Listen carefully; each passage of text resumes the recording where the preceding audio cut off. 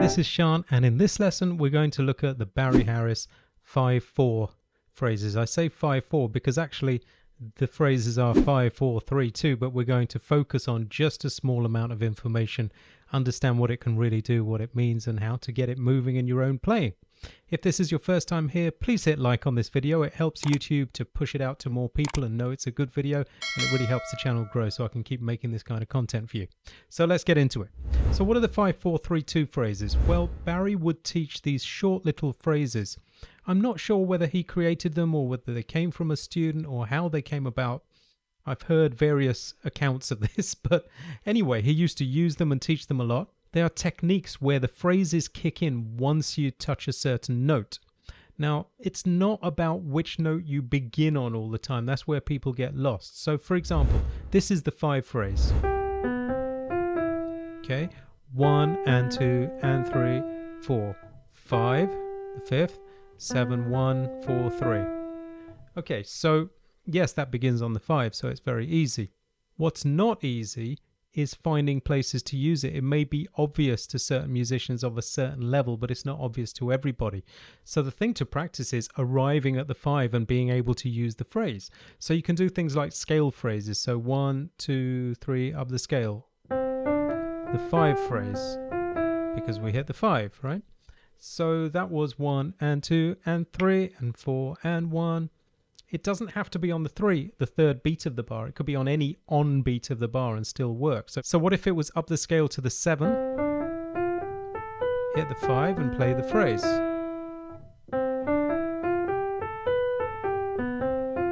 Fine. And it could be shorter things too. So for example,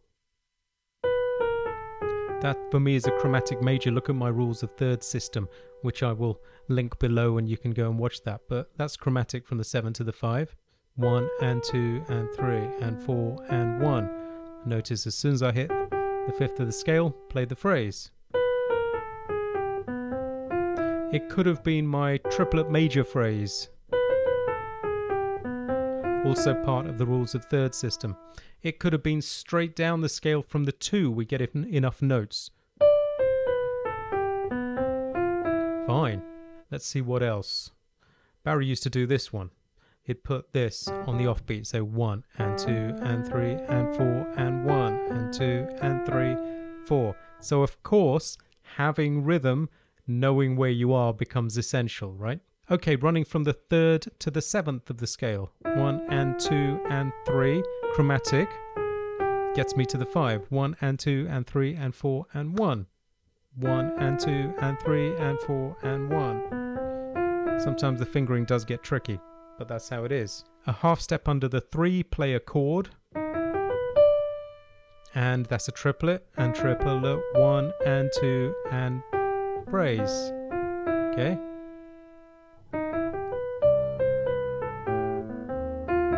And because you're really just playing the C major scale with this phrase in it, yes, you've got chromatic notes and triplets and all that stuff, but it's really all based on the C major scale. You can use this stuff wherever you would play the C major scale. For example, on a 1-6-2-5.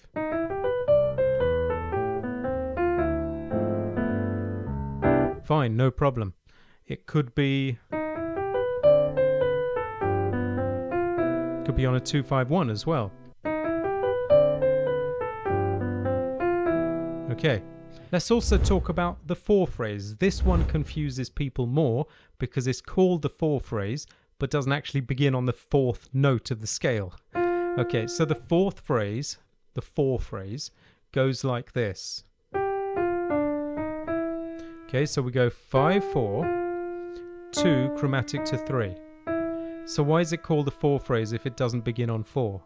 Because I feel that the 5 in this phrase is just a placeholder.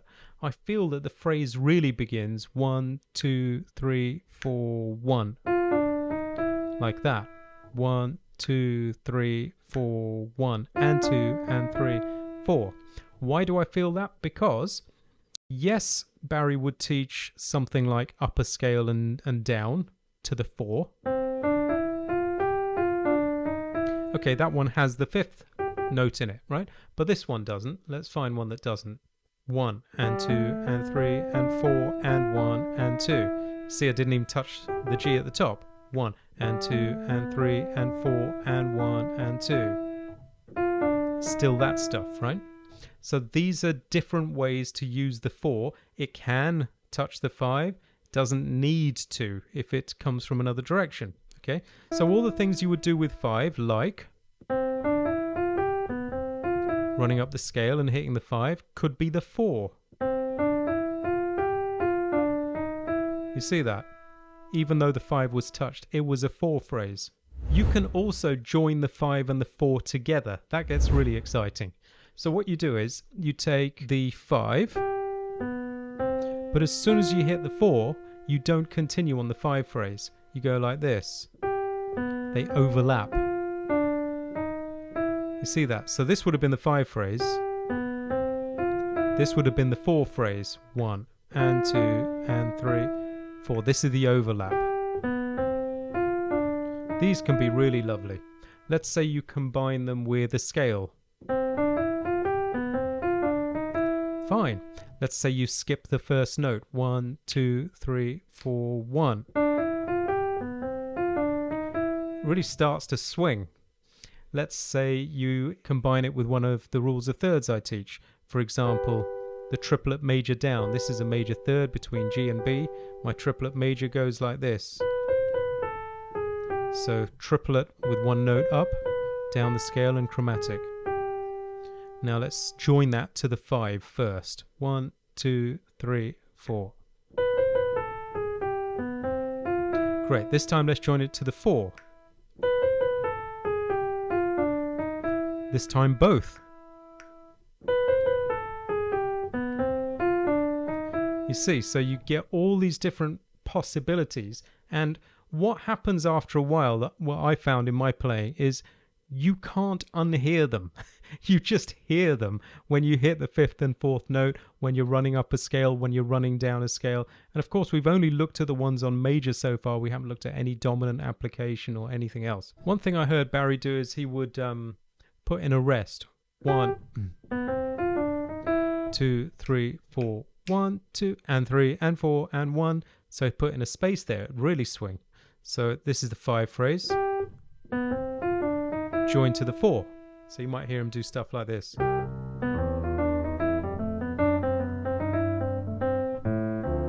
Something like that.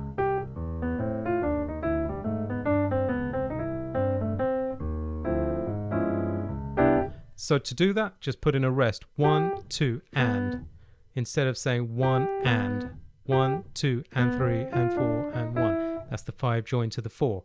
So join it to things you know, like scales again.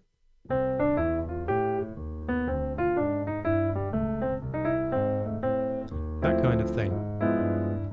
The possibilities really are endless. So again, there is a 3 and a 2, which I haven't addressed in this lesson because I just find it's too much for my students to absorb all of that. But the 5 and the 4 will get you loads of new stuff in your playing anyway. I hope you enjoyed that, and if you did, then perhaps you'll consider becoming a Jazz Skills member, where you can get lots more targeted help with your playing and fluency and getting to the next level. Lessons on improvisation, chords, chord movement, tunes, learning styles, all that kind of stuff. Thanks for watching. See you on the next one. Bye for now.